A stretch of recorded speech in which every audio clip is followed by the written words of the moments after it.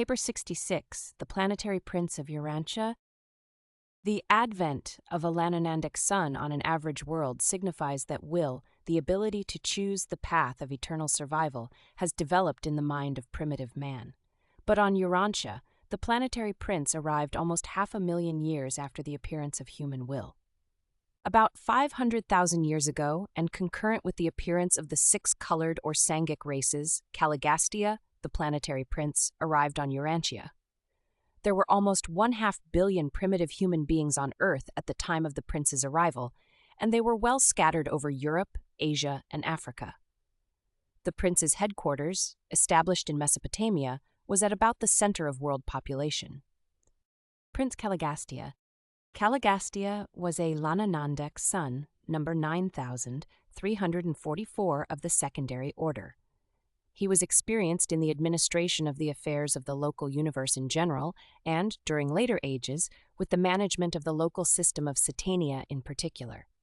Prior to the reign of Lucifer in Satania, Caligastia had been attached to the Council of the Life Carrier Advisors on Jerusalem. Lucifer elevated Caligastia to a position on his personal staff, and he acceptably filled 5 successive assignments of honor and trust. Caligastia very early sought a commission as planetary prince, but repeatedly, when his request came up for approval in the constellation councils, it would fail to receive the assent of the constellation fathers. Caligastia seemed especially desirous of being sent as planetary ruler to a decimal or life modification world. His petition had several times been disapproved before he was finally assigned to Urantia. Caligastia went forth from Jerusalem to his trust of world dominion with an enviable record of loyalty and devotion to the welfare of the universe of his origin and sojourn, notwithstanding a certain characteristic restlessness, coupled with a tendency to disagree with the established order in certain minor matters. I was present on Jerusalem when the brilliant Caligastia departed from the system capital. No prince of the planets ever embarked upon a career of world rulership with a richer preparatory experience or with better prospects than did Caligastia on that eventful day 1/2 million years ago. One thing is certain. As I executed my assignment of putting the narrative of that event on the broadcasts of the local universe, I never for one moment entertained, even in the slightest degree, any idea that this noble Lanonandek would so shortly betray his sacred trust of planetary custody and so horribly stain the fair name of his exalted order of universe sonship. I really regarded Urantia as being among the 5 or 6 most fortunate planets in all Satania, in that it was to have such an experienced, brilliant, and original mind at the helm of world affairs. I did not then comprehend that Caligastia was insidiously falling in love with himself. I did not then so fully understand the subtleties of personality pride. The prince's staff. The planetary prince of Urantia was not sent out on his mission alone, but was accompanied by the usual corps of assistants and administrative helpers. At the head of this group was Dalagastia, the associate assistant of the planetary prince. Dalagastia was also a secondary Lanonandek Son, being number 319,407 of that order. He ranked as an assistant at the time of his assignment as Caligastia's associate. The planetary staff included a large number of angelic cooperators and a host of other celestial beings assigned to advance the interests and promote the welfare of the human races. But from your standpoint, the most interesting group of all were the corporeal members of the prince's staff, sometimes referred to as the Caligastia 100. These 100 rematerialized members of the prince's staff were chosen by Caligastia from over 785,000 ascendant citizens of Jerusalem who volunteered for embarkation on the Urantia adventure.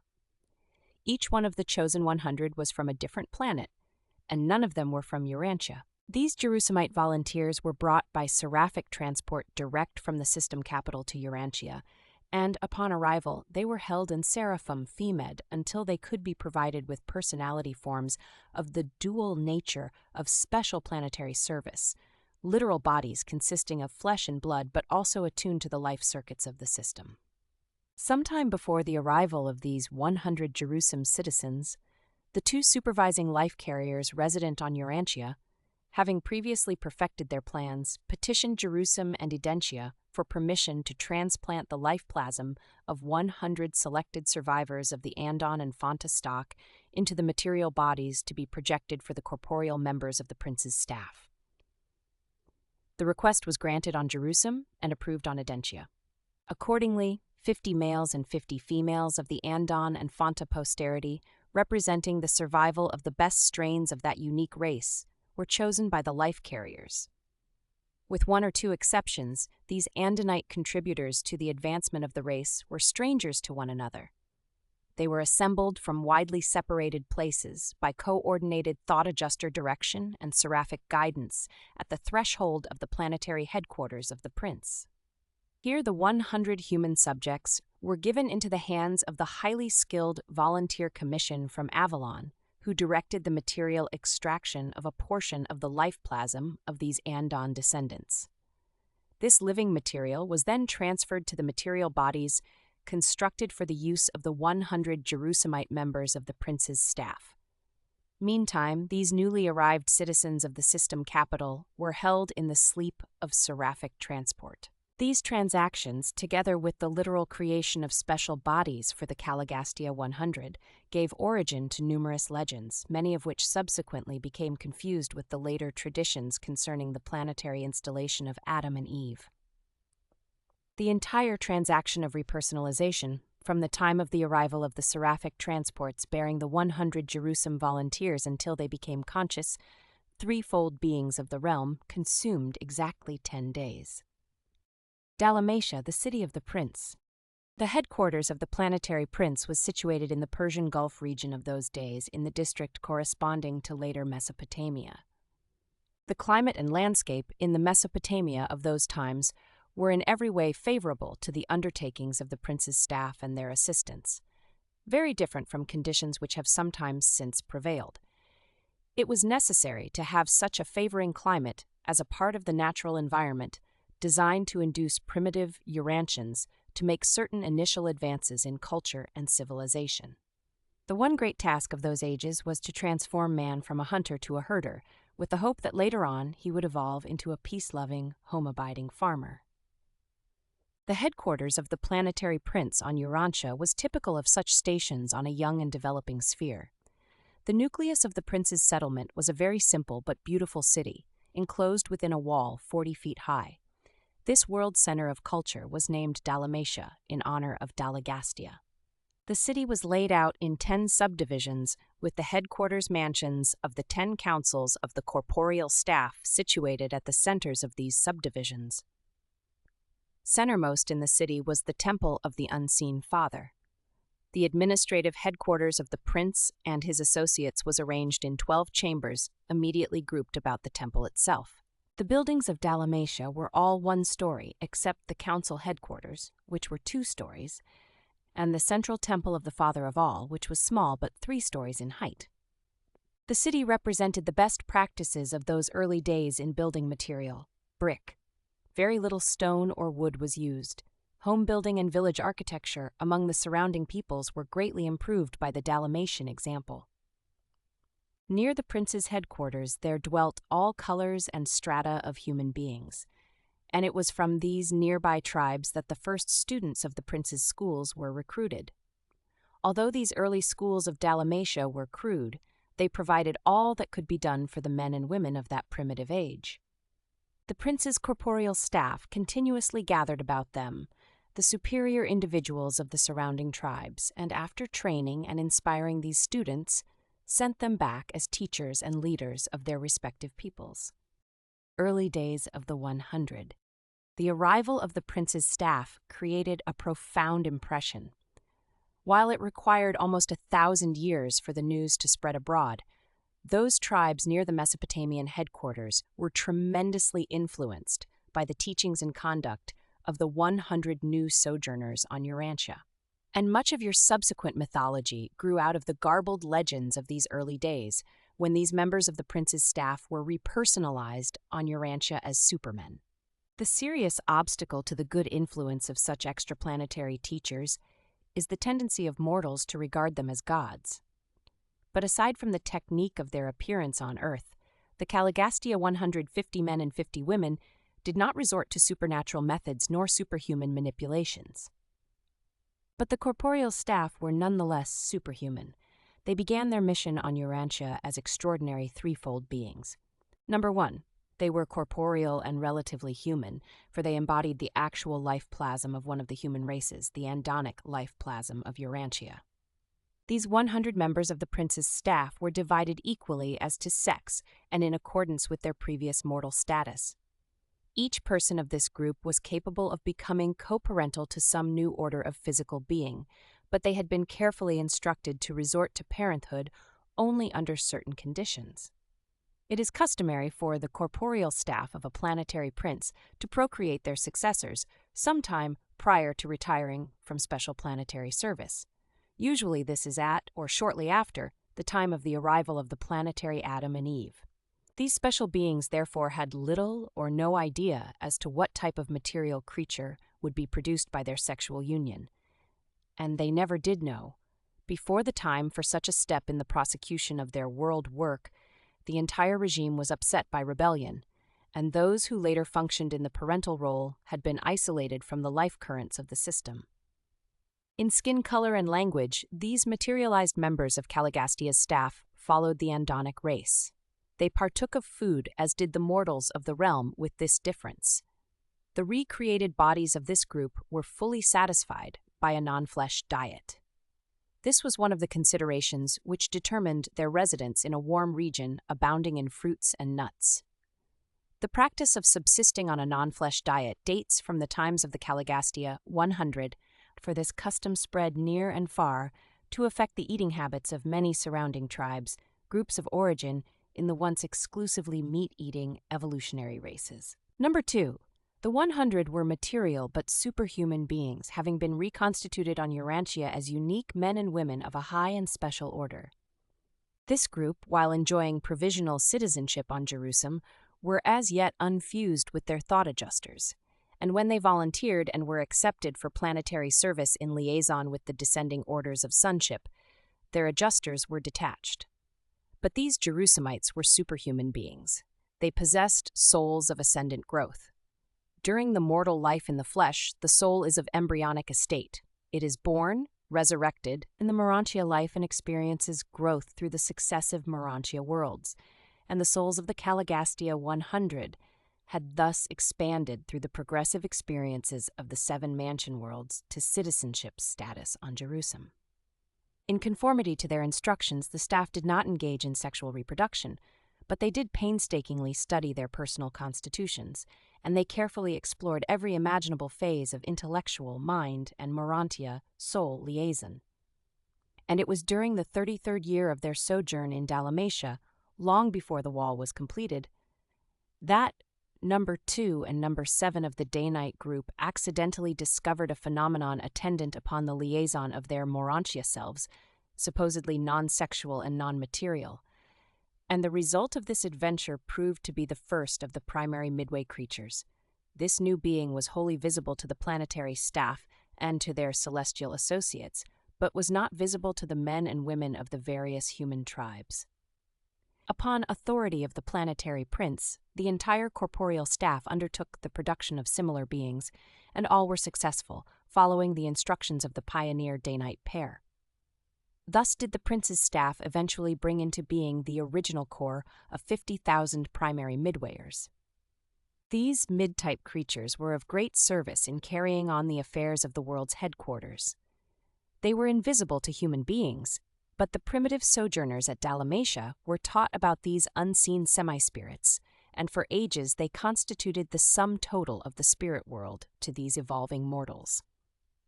Number 3. The Caligastia 100 were personally immortal, or undying. There circulated through their material forms the antidotal complements of the life currents of the system. And had they not lost contact with the life circuits through rebellion, they would have lived on indefinitely until the arrival of a subsequent Son of God, or until their sometime later release to resume the interrupted journey to Havona and Paradise. These antidotal complements of the Satania life currents were derived from the fruit of the tree of life, a shrub of Urantia which was sent to Urantia by the Most Highs of Norlashiadek at the time of Caligastia's arrival.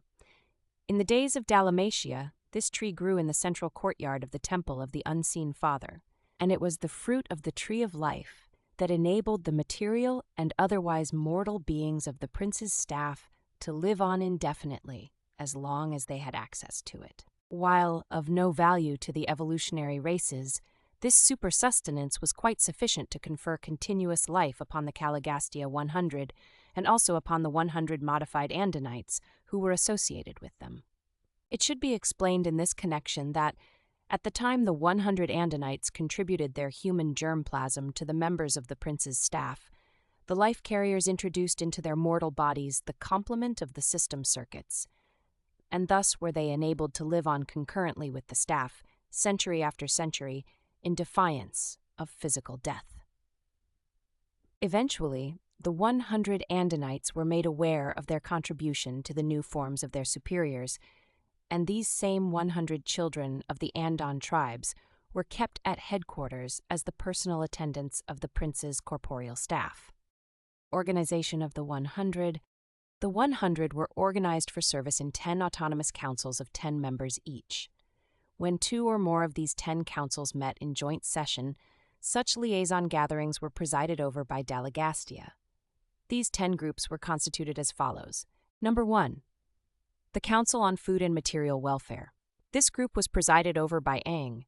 Food, water, clothes, and the material advancement of the human species were fostered by this able corps. They taught well digging, spring control, and irrigation. They taught those from the higher altitudes and from the north improved methods of treating skins for use as clothing, and weaving was later introduced by the teachers of art and science. Great advances were made in methods of food storage. Food was preserved by cooking, drying, and smoking. It thus became the earliest property. Man was taught to provide for the hazards of famine, which periodically decimated the world. Number 2. The Board of Animal Domestication and Utilization. This council was dedicated to the task of selecting and breeding those animals best adapted to help human beings in bearing burdens and transporting themselves, to supply food, and later on to be of service in the cultivation of the soil. This able corps was directed by Bon. Several types of useful animals, now extinct, were tamed, together with some that have continued as domesticated animals to the present day. Man had long lived with the dog, and the blue man had already been successful in taming the elephant. The cow was so improved by careful breeding as to become a valuable source of food. Butter and cheese became common articles of human diet. Men were taught to use oxen for burden-bearing, but the horse was not domesticated until a later date. The members of this corps first taught men to use the wheel for the facilitation of traction. It was in these days that carrier pigeons were first used, being taken on long journeys for the purpose of sending messages or calls for help. Bond's group were successful in training the great fandors as passenger birds, but they became extinct more than 30,000 years ago. Number 3. The advisors regarding the conquest of predatory animals. It was not enough that early man should try to domesticate certain animals, but he must also learn how to protect himself from destruction by the remainder of the hostile animal world. This group was captained by Dan. The purpose of an ancient city wall was to protect against ferocious beasts, as well as to prevent surprise attacks by hostile humans. Those living without the walls and in the forest were dependent on tree dwellings, stone huts, and the maintenance of night fires. It was therefore very natural that these teachers should devote much time to instructing their pupils in the improvement of human dwellings. By employing improved techniques and by the use of traps, great progress was made in animal subjugation. Number 4. The Faculty on Dissemination and Conservation of Knowledge. This group organized and directed the purely educational endeavors of those early ages. It was presided over by Fad. The educational methods of Fad consisted in supervision of employment accompanied by instruction in improved methods of labor. Fad formulated the first alphabet and introduced a writing system. This alphabet contained 25 characters. For writing material, these early peoples utilized tree barks, clay tablets, stone slabs, a form of parchment made of hammered hides, and a crude form of paper-like material made from wasps' nests. The Dalamatia library, destroyed soon after the Caligastia disaffection, comprised more than 2 million separate records and was known as the House of Fad. The blue man was partial to alphabet writing and made the greatest progress along such lines. The red man preferred pictorial writing, while the yellow races drifted into the use of symbols for words and ideas, much like those they now employ. But the alphabet and much more was subsequently lost to the world during the confusion attendant upon rebellion. The Caligastia defection destroyed the hope of the world for a universal language, at least for untold ages. Number 5. The Commission on Industry and Trade.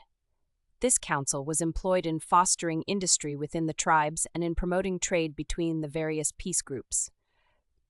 Its leader was Nod. Every form of primitive manufacture was encouraged by this corps. They contributed directly to the elevation of standards of living by providing many new commodities to attract the fancy of primitive men. They greatly expanded the trade in the improved salt produced by the Council on Science and Art. It was among these enlightened groups educated in the Dalamatia schools that the first commercial credit was practiced. From a central exchange of credits, they secured tokens which were accepted in lieu of the actual objects of barter. The world did not improve upon these business methods for hundreds of thousands of years. Number 6. The College of Revealed Religion. This body was slow in functioning. Urantia civilization was literally forged out between the anvil of necessity and the hammers of fear. But this group had made considerable progress in their attempt to substitute creator fear for creature fear, ghost worship, before their labors were interrupted by the later confusion attendant upon the secession upheaval. The head of this council was Hap. None of the prince's staff would present revelation to complicate evolution. They presented revelation only as the climax of their exhaustion of the forces of evolution. But Hap did yield to the desire of the inhabitants of the city for the establishment of a form of religious service. His group provided the Dalamatians with the 7 chants of worship and also gave them the daily praise phrase and eventually taught them the Father's Prayer, which was, "Father of all, whose Son we honor, look down upon us with favor. Deliver us from the fear of all save you. Make us a pleasure to our divine teachers and forever put truth on our lips. Deliver us from violence and anger. Give us respect for our elders and that which belongs to our neighbors. Give us this season green pastures and fruitful flocks to gladden our hearts. We pray for the hastening of the coming of the promised uplifter, and we would do your will on this world as others do on worlds beyond." Although the prince's staff were limited to natural means and ordinary methods of race improvement, they held out the promise of the Adamic gift of a new race as the goal of subsequent evolutionary growth upon the attainment of the height of biologic development. Number 7. The Guardians of Health and Life. This council was concerned with the introduction of sanitation and the promotion of primitive hygiene and was led by Lut. Its members taught much that was lost during the confusion of subsequent ages, never to be rediscovered until the 20th century. They taught mankind that cooking, boiling, and roasting was a means of avoiding sickness, also that such cooking greatly reduced infant mortality and facilitated early weaning. Many of the early teachings of Lut's Guardians of Health persisted among the tribes of Earth on down to the days of Moses, even though they became much garbled and were greatly changed.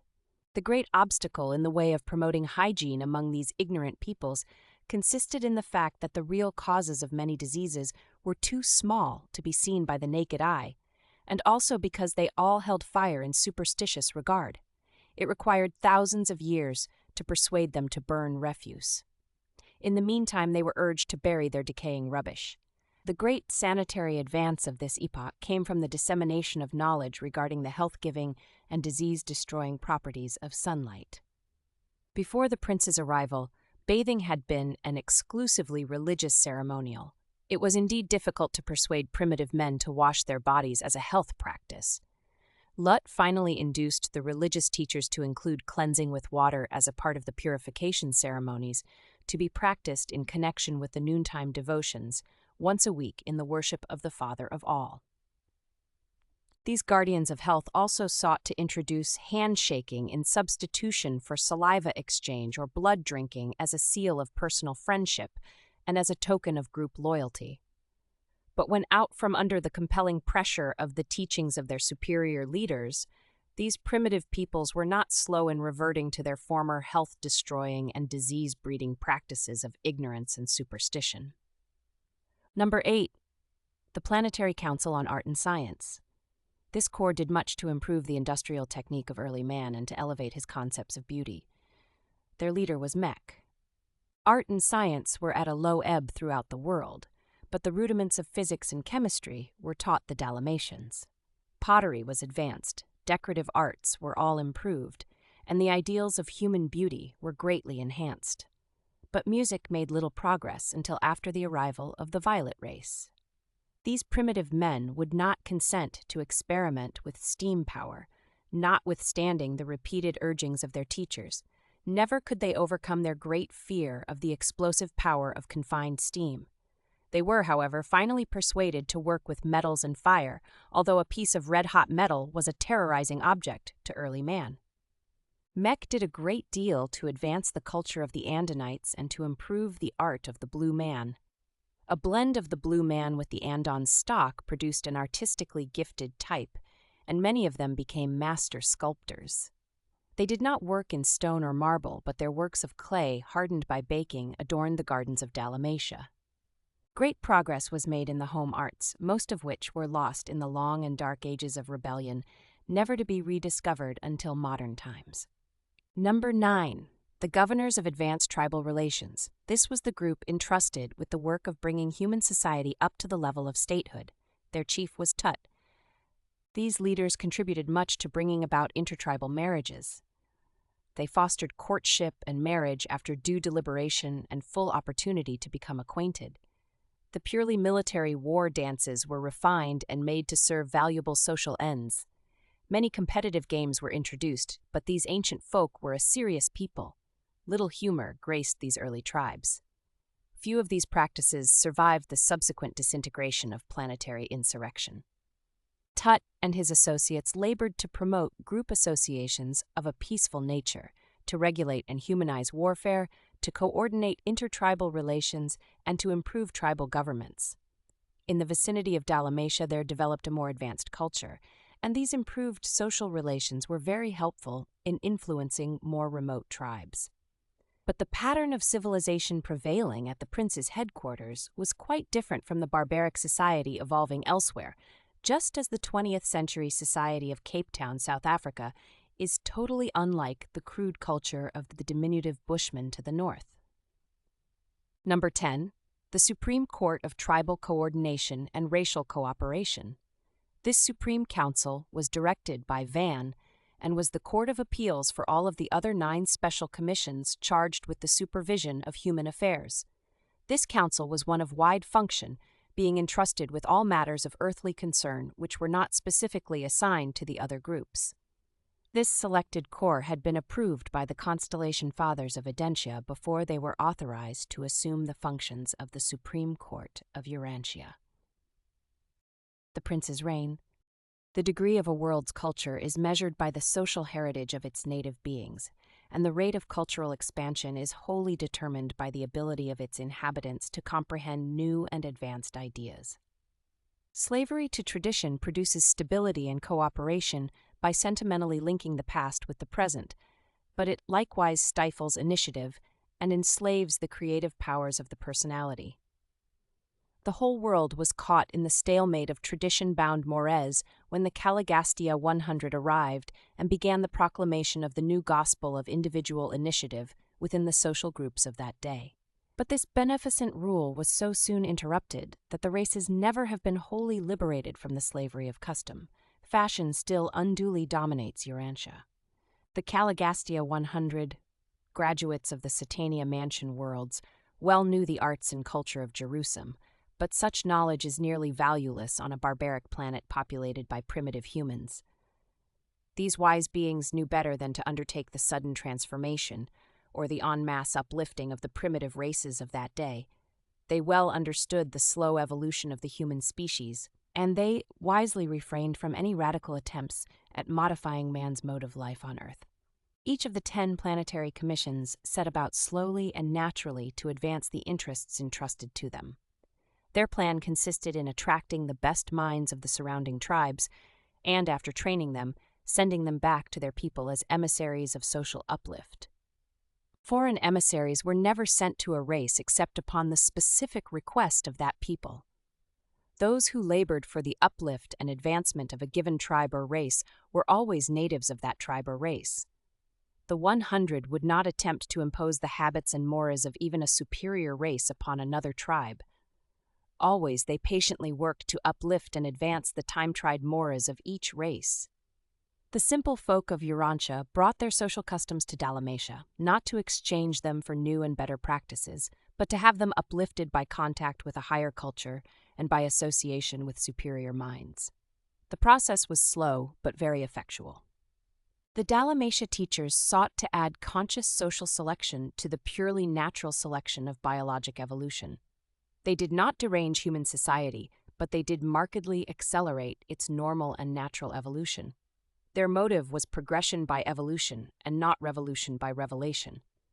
The human race had spent ages in acquiring the little religion and morals it had, and these supermen knew better than to rob mankind of these few advances by the confusion and dismay which always result when enlightened and superior beings undertake to uplift the backward races by over-teaching and over-enlightenment. When Christian missionaries go into the heart of Africa, where sons and daughters are supposed to remain under the control and direction of their parents throughout the lifetime of the parents, they only bring about confusion and the breakdown of all authority when they seek in a single generation to supplant this practice by teaching that these children should be free from all parental restraint after they have attained the age of 21. Life in Dalamatia. The prince's headquarters, though exquisitely beautiful and designed to awe the primitive men of that age, was altogether modest. The buildings were not especially large, as it was the motive of these imported teachers to encourage the eventual development of agriculture through the introduction of animal husbandry. The land provision within the city walls was sufficient to provide for pasturage and gardening for the support of a population of about 20,000. The interiors of the central temple of worship and the 10 council mansions of the supervising groups of supermen were indeed beautiful works of art. And while the residential buildings were models of neatness and cleanliness, everything was very simple and altogether primitive in comparison with later-day developments. At this headquarters of culture, no methods were employed which did not naturally belong on Urantia. The prince's corporeal staff presided over simple and exemplary abodes which they maintained as homes designed to inspire and favorably impress the student observers, sojourning at the world's social center and educational headquarters.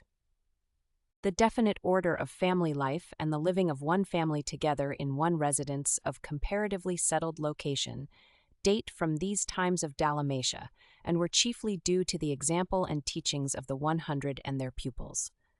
The home as a social unit never became a success until the supermen and superwomen of Dalamatia led mankind to love and plan for their grandchildren and their grandchildren's children. Savage man loves his child, but civilized man loves also his grandchild. The prince's staff lived together as fathers and mothers.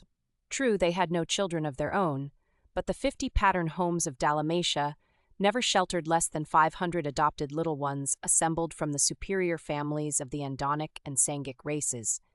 Many of these children were orphans. They were favored with the discipline and training of these super-parents, and then, after 3 years in the schools of the prince, they entered from 13 to 15, they were eligible for marriage and ready to receive their commissions as emissaries of the prince to the needy tribes of their respective races. FAD sponsored the Dalamatia plan of teaching that was carried out as an industrial school in which the pupils learned by doing and through which they worked their way by the daily performance of useful tasks. This plan of education did not ignore thinking and feeling in the development of character, but it gave first place to manual training. The instruction was individual and collective. The pupils were taught by both men and women and by the two acting conjointly. One half of this group instruction was by sexes, the other half was coeducational. Students were taught manual dexterity as individuals and were socialized in groups or classes. They were trained to fraternize with younger groups, older groups, and adults, as well as to do teamwork with those of their own ages. They were also familiarized with such associations as family groups, play squads, and school classes. Among the later students trained in Mesopotamia for work with their respective races were Andinites from the highlands of western India, together with representatives of the red men and the blue men. Still later, a small number of the yellow race were also received. Hap presented the early races with a moral law. This code was known as the Father's Way and consisted of the following 7 commands. Number 1, you shall not fear nor serve any god but the Father of all. Number 2, you shall not disobey the Father's Son, the world's ruler, nor show disrespect to his superhuman associates. Number 3, you shall not speak a lie when called before the judges of the people. Number 4, you shall not kill men, women, or children. You shall not steal your neighbor's goods or cattle. Number 6, you shall not touch your friend's wife. Number 7, you shall not show disrespect to your parents or to the elders of the tribe. This was the law of Dalamatia for almost 300,000 years, and many of the stones on which this law was inscribed now lie beneath the waters off the shores of Mesopotamia and Persia.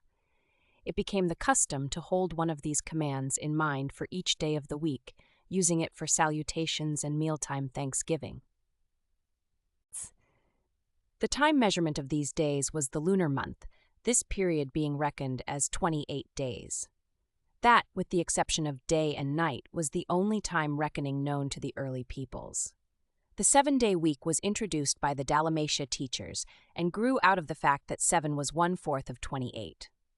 The significance of the number 7 in the superuniverse undoubtedly afforded them opportunity to introduce a spiritual reminder into the common reckoning of time.